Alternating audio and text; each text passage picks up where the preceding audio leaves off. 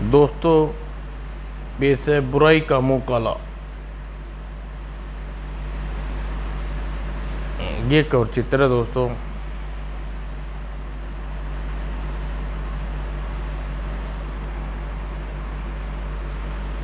काम हो गया रणबीर?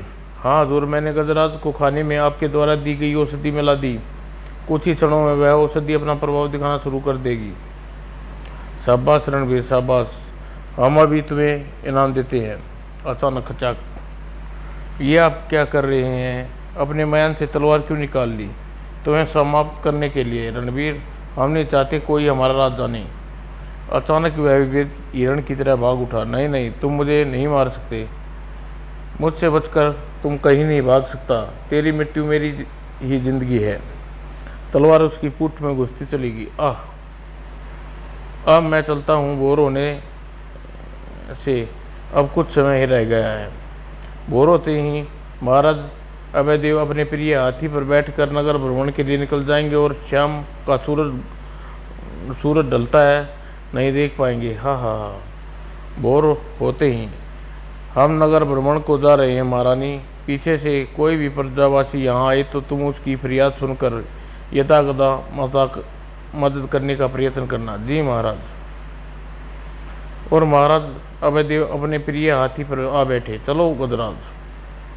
परंतु अरे ये क्या, गजराज को क्या हुआ? आज हमारी आज्ञा क्यों नहीं मान रहा? महाराज चीखे, गजराज चलो। और अगले ही पल गजराज अप्रैक्षिक घटना घट गई। अरे गजराज ने तो दुर्गति से भाग लिया। रुको गजराज रुको, ये क्या, रुकने का नाम ही नहीं ले रहा। और महाराज ने मस्तक पर अंकुश मारा और मस्त हाथी चोट लगने से क्रोधित हो उठा और प्रणाम स्वरूप अतराक। गजराज ने अपना पांव महाराज को कुचलने के लिए बढ़ा और दूर हटो चिंगाड़। क्रोधित हाथी घुड़सवार की तरफ बढ़ा और बाल बाल बचा, वरना इस प्रहार से अवश्य ही मेरी मृत्यु हो जाती। यह मेरी तरफ बढ़ रहा है। अब तो ना चाहते हुए मुझे समाप्त करना होगा। ओह, अद्भुत वीरता भरी है इस युवक में। मस्त हाथी से लड़ रहा है और भाला तीर की भांति युवक के हाथ से निकला और सनसनाता हुआ गजराज के मस्तिष्क में जा धंसा। और अगले क्षण ओ छवाक और आश्चर्य, युवक तुमने गजराज को मार डाला। क्षमा करें महाराज, अगर अब मैं इस मस्त हाथी को नहीं मारता तो आपको मार देता। शाबाश युवक, तुमने मस्त हाथी से हमारे प्राण बचा कर हमें अपना ऋणी बना लिया। ऐसी कोई बात नहीं महाराज, ये मेरा कर्तव्य था। अगले दिन दरबार में हमारे प्राण बचाने वाले को पुरस्कार के रूप में जो भी मांगे हम बिना विचार दे देंगे। क्षमा करें महाराज, मुझे कुछ नहीं चाहिए, परंतु फिर भी आप मुझे कुछ देना चाहते हैं तो आप मुझे राज दरबार में कोई छोटी मोटी नौकरी दे दीजिए, जिसके मैं अपने साथ में अपनी माँ बहन की जीविका आराम से चला सकूं। हम तुम्हें बहुत प्रसन्न हैं युवक। हम तुम्हें आज से अपना विशेष संरक्षक नियुक्त करते हैं। धन्यवाद महाराज। अपना परिचय दो युवक। मेरा नाम गौतम सेन है महाराज। मैं आपके राज्य के एक छोटे से गांव सोनपुर में अपनी माँ बहन के साथ रहता हूँ। किसी कार्य की तलाश में यहाँ आया था। तुम आज सोनपुर में जाकर अपनी माँ और बहन को यहाँ ले आओ। आज से तुम राजमहल में रहोगे। अब तुम जाओ और अपनी माँ बहन को साथ सिद्ध लेकर आओ। जो आज्ञा महाराज, मैं आज ही सोनपुर कूच कर जाता हूँ। दूसरी ओर एक तुच्छ युवक ने बीच में कूदकर हमारी योजना असफल कर दिया। जी हाँ हजूर, उस युवक ने बड़ी वीरता से पूर्वक लड़कर गजराज को मार डाला और महाराज को बचा लिया। कौन है वह युवक? वह गौतम सेन है। उसका वह पास के गांव सोनपुर में अपनी माँ बहन के साथ रहता है। गौतम सेन सोनपुर का निवासी। जाओ उसे ख़त्म कर दो। जो गया हजूर। इस गौतम सेन को बीच में पकड़कर सारा मामला चौपट कर दिया, वरना आज महाराज यमलोक पहुंच गए होते। उधर गौतम सेन सोनपुर की तरफ बढ़ रहा था। मेरे भाग्य ही खुल गया। महाराज ने मुझे अच्छी नौकरी दे दी राजमहल में रहने के लिए जगह दे दी। माँ और रूपा ये सब सुनेंगी तो कितना खुशी से फूले नहीं समाएंगी। वे दोनों को लेकर कल वापस लौटूंगा। तभी ओह खचाक साई, उफ बाल बाल बचा, वरना यह भाला मेरी गर्दन में धस गया होता। लेकिन इस भाले ने मुझ पर हमला करने वाला कौन है? अगले ही पल हम है तेरी मौत। ओह तो ये तो कई है, मुझे इन सब से लड़ना होगा। अगले ही क्षण आ जाओ सब, और एक साथ गौतम सब पर टूट पड़े। खचाक टड़ाक खच खच टड़ाक। आह बहुत बहुत किस्में हुक्म मुझे मारना चाहते थे। बोल किस के हुक्म से मुझे मारना चाहते? मुझे छोड़ दो, मैं तुम्हें सब कुछ बता देता हूँ। उसका नाम मैं ओह नकाबपोश घुड़सवार ने सैनिक की हत्या कर दी। शायद यह नहीं चाहता कि आक्रमणकारी का नाम पता चले, लेकिन मैं भी इसे छोड़ूंगा नहीं। तू जो भी है, किंतु आज मेरे हाथों बच नहीं सकता। उफ ये तो मेरे पीछे ही पड़ गया। जल्दी यही अवसर है कि मैं इसे पकड़ सकता हूँ। और उस क्षण दोनों नीचे गिरे। गौतम सेन ने नकाब पोंछ कर नकाब खोस छीन लिया। नकाब के पीछे चेहरा देखकर उसकी आंखें आश्चर्य से चौड़ी होगी। सेनापति आप? तो तू है वह दुष्ट जिसने महाराज के प्रिय हाथी गजराज को खाने में अनिसली औषधि मिला दी, जिसे खाकर मस्त हो गया। हाँ, महाराज को समाप्त करके मैं किलने के लिए मैं सब कुछ किया, मगर तुम भी हमारे साथ मिल जाओ और अपने प्राणों से हाथ धोना से नहीं धोना पड़ेगा। महाराज की मृत्यु के पश्चात तुम्हें इतना अधिक धन पुरस्कार स्वरूप दूंगा कि तुम दोनों हाथों से लुटाओगे तो भी खत्म नहीं होने वाला। धन दौलत के लिए तुम जैसे दुष्ट मनुष्य धोखा कर सकते हैं, मैं नहीं। महाराज के साथ धोखा कदापि नहीं कर सकता। मैं तुम्हारा जीवन अभी समाप्त कर देता हूँ, किंतु मैं नहीं चाहता कि तू दुष्ट को महाराज स्वयं अपने हाथों से दंड दे। कल दरबार में मैं तुम्हारे बारे में सब कुछ महाराज को बता दूंगा। फिर वह अपने घोड़े पर बैठ चल दिया। माँ और रूपा को बाद में ले जाऊंगा, पहले इस दुष्ट को सेनापति के बारे में सूचित करता हूँ। अगर ये महाराज को सब कुछ बताने में सफल हो गया तो महाराज तुरंत ही मुझे मौत के घाट उतार देंगे। मुझे कुछ करना होगा जिससे यह कल दरबार में अपना मुंह न खोल सके।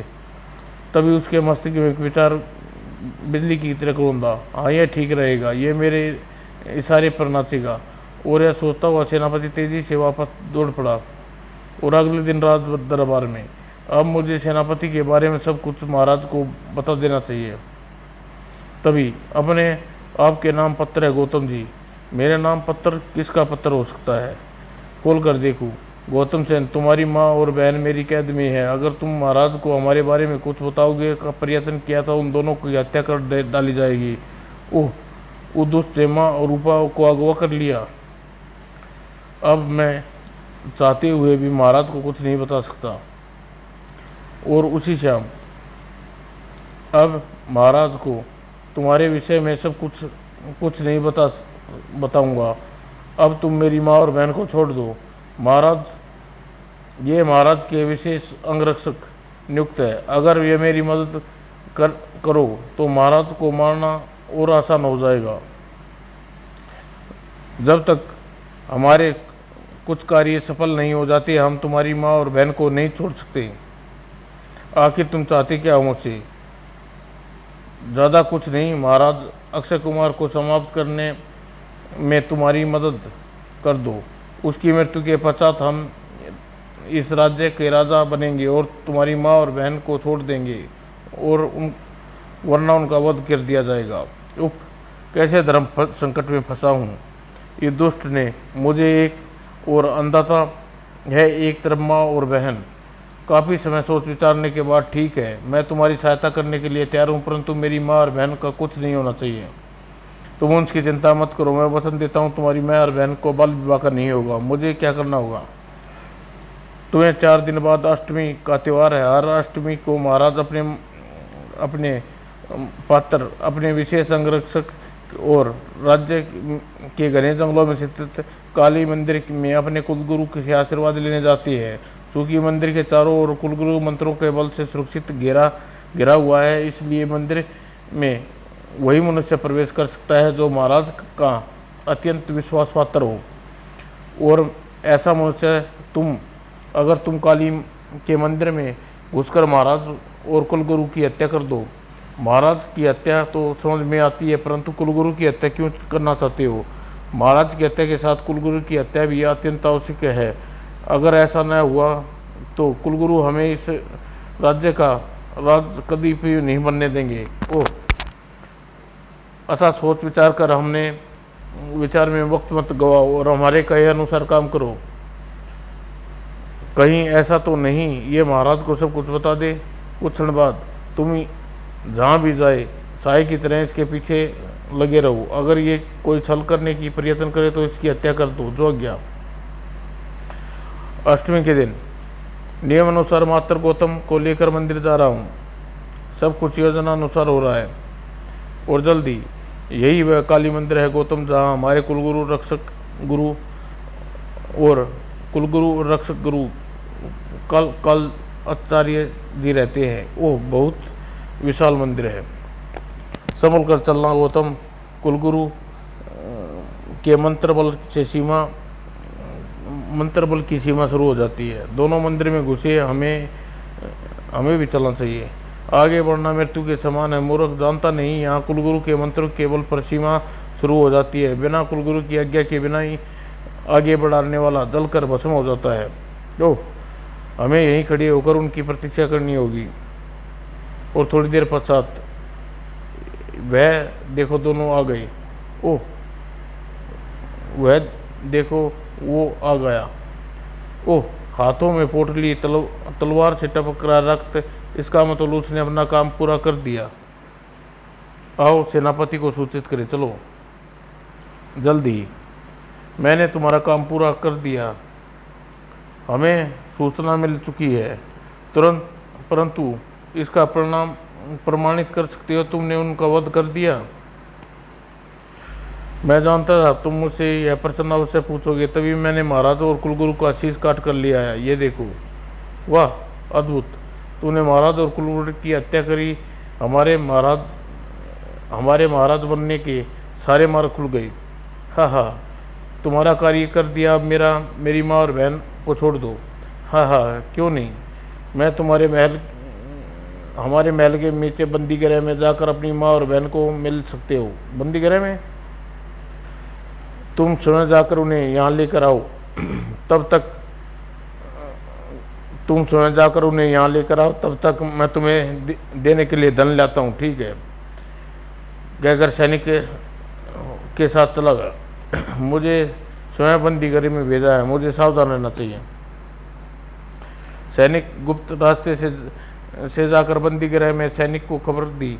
बंदी गृह में कोई जीवित बाहर नहीं जाना चाहिए। जैसी आपकी आज्ञा। मेरे खिलाफ कोई शत्रु बचना नहीं चाहिए। और बंदी गृह में वो रही आपकी माँ और बहन, पुत्र, भैया, माँ। और आगे बढ़ा तभी ओह, जिसका डर था वही हुआ।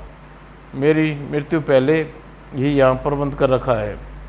खनाक, मैं आफत का परनाल हूँ। तड़ाक कचाक तड़ाक। चलो माँ। और महाराज और कुलगुरु के साथ अब गौतम और उसकी माँ और बहन भी खत्म हो कर डालो। मेरा रहस्य कोई नहीं जान पाए। मुझे इस राज्य का राजा बनने से कोई नहीं रोक सकता। हा हा हा। तभी एक आवाज़ जैसे जड़कर कर रह दिया। तेरे ऐसेपन 7 जन्म में पूरा नहीं होने वाला दुष्ट। तुम आश्चर्यचकित होना। मैंने जीवित देखकर तुमने तो हमें मरवा ही डाला था। जब तुम हमें देखकर इतना हैरान तो महाराज और कुलगुरु को जीवित देखकर तो उछल पड़ोगे। क्या महाराज और कुलगुरु भी जीवित है? नहीं नहीं, यह असंभव है। हमने उन दोनों के कटे हुए सिर आंखों से देखे थे। कभी कभी आंखों से धोखा खा जाती है सेनापति। और सचमुच वह उछल कर खड़ा हुआ। महाराज, आप जीवित हैं महाराज? तुमने जो देखा वह सब कुछ कुलगुरु का फैलाया माया जाल था। जिस समय हमने गौतम के साथ काली मंदिर में प्रवेश किया, गौतम ने स्वयं हमें सब कुछ बता दिया। और हम आश्चर्यचकित रह गए। क्या क्या बक रहे हो तुम? मैं सत्य कह रहा हूँ महाराज। सेनापति महोदय ने मुझे आपको मारने के लिए, कुलगुरु की हत्या करने के लिए नियुक्त किया है। तुमने इतनी महत्वपूर्ण बात हमसे पहले क्यों नहीं बताई? क्षमा करिए महाराज, अगर मैं आपको राजमहल में सब कुछ बताना चाहता था, किंतु भय था कि कहीं सेनापति द्वारा मेरे पीछे लगाए गए कोई गुप्तचर ना सुन ले, और अगर ऐसा हो जाता तो मेरी माँ और बहन प्राण कदापि नहीं बच सकते थे। चूँकि इस समय हम कुलगुरु के सुरक्षा घेरे में हैं, इसलिए मैंने आपको सब कुछ बताने का यही अवसर उचित समझा। वो इसका तात्पर्य, सेनापति एक बार पहले भी हमें हाथी द्वारा मारने डालने की योजना बनाई थी। जी महाराज। और क्रोध में आग बुला उठे। हम उस दुष्ट को जीवित नहीं छोड़ेंगे, इसी समय उसे फांसी पर लटका देंगे। क्षमा करें महाराज, आपके ऐसा करने किया तो आपके हाथ कुछ भी नहीं आने वाला। अपितु मैं अपनी माँ और बहन के, आपका तो कुछ भी नहीं, मैं अपनी माँ और बहन के प्राणों से अवश्य हाथ धो बैठूंगा। ओह, लेकिन क्या किया जाए? हमें एक ऐसी योजना बनानी चाहिए महाराज कि सेनापति भी हमारे हाथों आ जाए और माँ और बहन के प्राण भी बच जाएं। तभी कुलगुरु बोले, बालक, ठीक कह रहे हो तुम पुत्र, हमें क्रोध में नहीं बुद्धिता से कार्य लेना होगा। कैसे कुलगुरु? तुम दोनों यहीं ठहरो, मैं अभी तुम्हारी समस्या का हल करता हूँ। कुछ समय बाद कुलगुरु बाहर आए तो, ये लो बालक, हमने इस पोटली में अपने मायाजाल द्वारा अपने और महाराज के कटे हुए सिर को बांध दिया है, और तुम इसे ले जाकर दुष्ट सेनापति को दिखाओ, हुआ है तुम पर संदेह नहीं करेगा। ओह, हमारे कटे हुए शीश देखकर वह प्रशंसा से भरकर अवश्य तुम्हें तुम्हारी माँ और बहन को मिलवाएगा, किंतु ध्यान रखना, वह बहुत दुष्ट प्रवृत्ति का मनुष्य है। वह अवश्य ही छल में तुम्हारे प्राण लेने का प्रयत्न करेगा।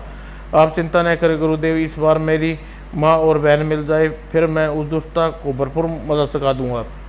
और फिर गौतम पोटली थाम कर अपनी तलवार में रक्त लगाकर बाहर निकल गया।